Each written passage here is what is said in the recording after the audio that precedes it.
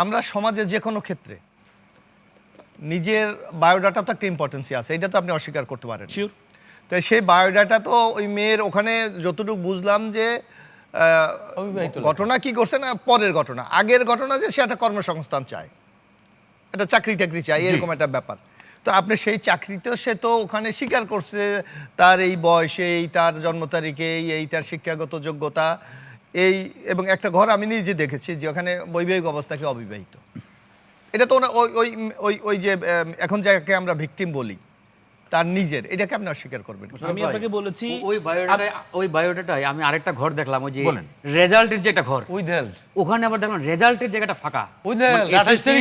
Pass করেছে এত সালে অমুক বোর্ড, রেজাল্ট থাকবে না, যেমন আমরা লিখি যে ঢাকা বোর্ড এসএসসি 2000 এত সাল, রেজাল্ট জিপিএ এত, ওই জিপিএ জায়গাটা ফাঁকা। তো আমার আবার এটার অথেন্টিসিটি নিয়ে একটা প্রশ্ন, যে এটা কি আসলে রিয়েল বায়োডাটা কিনা। যেমন আপনি দেখেন এখনো মোবাইল তো আছে, একটা বায়োডাটা পাওয়া গেছে, এটারও রেজাল্ট এখনো দেয়নি। আমি মোশাররফ ভাই পয়েন্টে একটু আসি। কোনো প্রশ্ন আছে মোশাররফ ভাই পয়েন্টে একটু আসি। একই সাথে দুইটা প্রশ্ন নিয়ে নেন। আমি এই মোশাররফ ভাই পয়েন্টে আসি। মোশাররফ ভাইয়ের প্রশ্নের উত্তর কি বলবেন? জি, জামাত বহিষ্কার করেছে ওনাকে তথ্য গোপন করার কারণে। উনি বিবাহ যে হয়েছে, উনি যখন সব জামাত কিন্তু সময় নিয়েছে একদিন, বলেছে যে আমরা এটার জন্য তদন্ত করেছি, আমরা একদিন সময় নিয়েছি। কেন সময় নিয়েছে? কারণ উনি যে কাবিননামাটা দিয়েছেন, এই কাবিননামাটা আসলে সত্য কিনা। এখন কথা হচ্ছে জামাত ওনাকে এই বহিষ্কার করেছে, উনি তথ্য গোপন করেছেন, বিবাহ করেছেন। এই জামাতের গণতন্ত্র আলোকে এটা অনুমতি নিতে হবে, সেটা অনুমতি নেন নাই, উনি তথ্য গোপন করেছেন। এই তথ্য বায়োডাটার মধ্যেও তথ্য গোপন। এখন কথা হচ্ছে ফৌজদারি অপরাধ, আপনি বায়োডাটার কোন জিনিসটা আপনি দেখবেন? আপনি দেখবেন ওই জিনিসটা যে তারিখ, যে জন্ম তারিখটা দেওয়া আছে, এই তারিখ আলোকে তার 18 বছর পূর্ণ হয়েছে কিনা। যদি 18 বছর পূর্ণ না হয় তাহলে অপ্রাপ্ত বয়স্ক, তাহলে তার কাবিননামা হওয়ার কোনো সুযোগ নেই, তাহলে এটা বিবাহ হয়নি, তার মানে সে অপরাধ করেছে বাংলাদেশের আইনের আলোকে। বাংলাদেশের আইনের আলোকে আবার আনমেরিডের বিষয়, এই যে আনমেরিডের বিষয় উনি তথ্য গোপন করেছেন, তথ্য গোপনই আপনি আইনি তার বিরুদ্ধে কোনো পদক্ষেপ নিতে পারবেন না। কিন্তু নৈতিকতাভাবে, নৈতিকতার দিক থেকে এটাকে উনি অপরাধ করেছেন, কারণ উনি এখানে তথ্য গোপন করেছেন। নৈতিকতার প্রশ্ন যেরকম অনেক গভীর, অনেক বিস্তৃত, নানা ধরনের ব্যাখ্যা বিশ্লেষণের প্রসঙ্গ আছে। মোশাররফ ভাই, এবার আপনাকে বিস্তারিত শুনতে চাই, বলুন। না, এখানে যে ব্যাপারটা আমরা আগেই বলছি, আমরা কিন্তু চাক্ষুষে কেউ কিছু না। যেমন আমাদের চেয়ে মনে হয় সবচেয়ে ভালো এখানে সাইদ খান, কারণ তাকে পেশাগত কারণে অনেক কিছু তিনি গণমাধ্যমের মানুষ, জানতে হয়, তাকে অনেক জানতে হয়। কিন্তু আমরা কিন্তু ওই বাউন্ড না জানার জন্য, যার জন্য কিন্তু আমরা পত্রিকা ক্রস চেক করতে হয়। হ্যাঁ, ওইটা ঠিক আছে, এটা আপনার পেশাগত কারণে আপনাকে এটা করতে হচ্ছে। আর আমি বা অ্যাডভোকেট আতিকুর রহমান অথবা ফরহাদ হাসান, আমাদের কিন্তু আমরা সোর্সটা পাই, আমরা হয়তো পত্রিকা থেকে, আমরা হয়তো পাই সোশ্যাল মিডিয়া থেকে, কারণ ব্যক্তিগতভাবে এদের সাথে কারোর সাথে আমাদের কোনো রিলেশন নাই। ভদ্রলোকের আমি সংসদে দেখি, জি, মুক্তিযুদ্ধ হিসেবে দাবি করে, সুতরাং আমাদের একটা কিউরিওসিটি থাকে যে জামাত তো সাধারণত মুক্তিযোদ্ধা থাকে না, কিন্তু এবার সংসদে আমরা বেশ কয়েকজন দেখি যে মুক্তিযোদ্ধাও জামাতের সংসদ সদস্য নির্বাচিত হয়েছেন। তো যার কারণে এদের প্রতি আমাদের একটা আলাদা একটা আকর্ষণ থাকে যখন বক্তৃতা দেয় বা জামাতের সাথে একটু ডিফারেন্স হয়, এটা আমরা দেখি।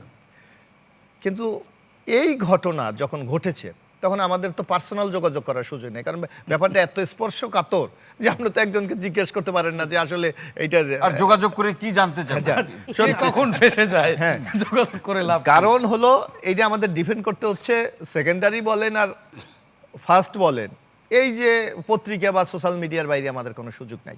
এখন এইটা দুইটা বিষয় এখানে রেসপন্সিবিলিটি। একটা হলো জামাতকে দল হিসাবে এটা ক্লিয়ার করতে হবে জাতির কাছে যে এই কারণে আমরা এই ব্যবস্থা গ্রহণ না, যেটা বেস্টার রাসেল ভাই বলছিলেন যে তথ্য গোপন, কাবিননামার তথ্য গোপন করার জন্য, সেটাই তো বলছেন, তথ্য গোপন করার জন্য বায়োডাটা তথ্য গোপন, বায়োডাটা একটা আছে। আরেকটা যদি মেয়ে, যদি আপনি মনে করেন মেয়ে যদি এবার বলা হচ্ছে সাংবাদিক সাহেবের যে তথ্য, যে আমার ছেলেও পরীক্ষার্থী, এসএসসি পরীক্ষা দিয়েছে, তো এসএসসি পরীক্ষা যদি দিয়ে থাকে, এসএসসি পরীক্ষা দিয়ে তো বয়স আপনি নির্ধারণ করতে পারবেন না, এখানেই তো সে অপ্রাপ্ত বয়স্ক লোক। আমি আপনার কাছে ফিরবো, যে বিষয়গুলো আদালতের আমরা বলতে পারবো, এখানে যে বিষয়টা আদালত দেখবে সেটাকে আমাদের দায়িত্ব বসে, না আদালত তো সোশ্যাল পারসেপশন বা ডিসকাশন বা ডায়ালগটাকে সে গুরুত্ব দেবে। এই ধরনের রায় আস্তে আস্তে সমাজে তো একটা বিশৃঙ্খলা ঘটে যাবে। আমরা একটু মোশাররফকে শেষ করি, এখানে মোশাররফকে শেষ করি। এখানে আমি মানে রাসেলের সাথে আমি এখানে একটু দ্বিমত পোষণ করি। এখানে দুটো প্রমাণ কিন্তু প্রমাণিত।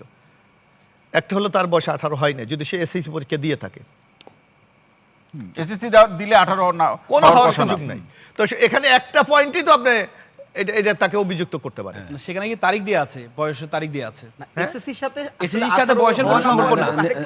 না, ওখানে তো বয়স এসএসসি অনেকে গ্রামে অনেকে 2 বছর পরে পরীক্ষা দেয়, অনেকে 2 বছর পরে পরীক্ষা দেয়, অনেকে 5 বছর পরে প্রথমবার পরীক্ষা দিচ্ছে না, দ্বিতীয়বার পরীক্ষা দিচ্ছে, বায়োডাটার মধ্যে যে জন্ম সনদ দেয়া আছে, সে আলোকে তার বয়স 18 হয়েছে।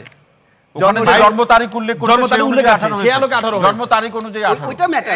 ওইটা ম্যাটার। কিন্তু আপনি এসএসসি পরীক্ষা কখন দিয়েছেন, পাস করেছি, পাস করেন না, এটা দিয়ে তো আপনি বয়স নির্ধারণ করতে পারবেন না না। রাসেল সাহেব, কারণ অনেকে 5 বছর ভর্তি হয়, অনেকে 8 বছর ভর্তি হয়। এইটা আমি বাস্তবতার নিরিখে বলি, কিন্তু এসএসসি পরীক্ষা দিতে হলে কিন্তু আপনি একটা সুনির্দিষ্ট বয়স উল্লেখ করতে হয়, সেটাকে আপনি অস্বীকার করবেন না না, কিভাবে? বয়স উল্লেখ করতে হয়, কিন্তু আপনার কেউ কি 20 বছরের পরে এসএসসি পরীক্ষা দেয়? অনেক সময় 5 Registration বছর থাকে তো। স্কুলে ভর্তি, অনেকে 7 বছর স্কুলে ভর্তি হয়। এবং সেইটা আলাদা গ্রামের ক্ষেত্রে ব্যাপার। আমরা মেয়েদের দেখি, মেয়েরা এসএসসি পরীক্ষা অনেক পরে দেয়। মেয়েরা এসএসসি পরীক্ষাগুলো মিস আজকাল হয়ে যায়। সেইটা হয় না। এটা দিয়ে আপনি বয়স নির্ধারণ করতে পারবেন না। শুনলাম মেয়েরা বয়স বাড়ায়। না না না, এটা দিয়ে আপনি বয়স নির্ধারণ করতে পারবেন। বয়স নির্ধারণ করতে হলে স্পেসিফিক তার বার্থ সার্টিফিকেট আছে, জি, সেই মোশাররফ বাইরের ভাই। মধ্যে তার না, তারিখটা আছে। আপনি যখন আমি যারাই হয়তো আজকে মডার্ন যুগ, আর অনেক ছেলে মেয়েদের বয়স লিখে রাখে। আমাদের সময় কি করেছে? স্কুলে কেরানি সাহেব বা হেডমাস্টার লিখে দিত যে বয়স, এই তোর জন্ম তারিখ এত, এক্স্যাক্টলি, ফর্ম পূরণের সময় তাই করতো না? স্পেশালি কেরানি লিখে দিত। কেরানি লিখে দিত। তো সুতরাং আপনাকে তো একটা নিয়ম মানতে হবে। যাক, এইগুলি ব্যাপার। আমি মনে করি জামাতও উচিত, এখন জামাতকে যখন একটা প্রশ্ন জামাতের দিকে ছুড়ে দেওয়া হয়েছে, আমি মনে করি জামাতের একজন এখানে খুব কেন্দ্রীয় নেতা আছে, জাতিকে এই বিভ্রান্তি থেকে দূর করার জন্য আমি মনে করি তারা সুনির্দিষ্টভাবে তাদের বক্তব্য উপস্থাপন করা উচিত।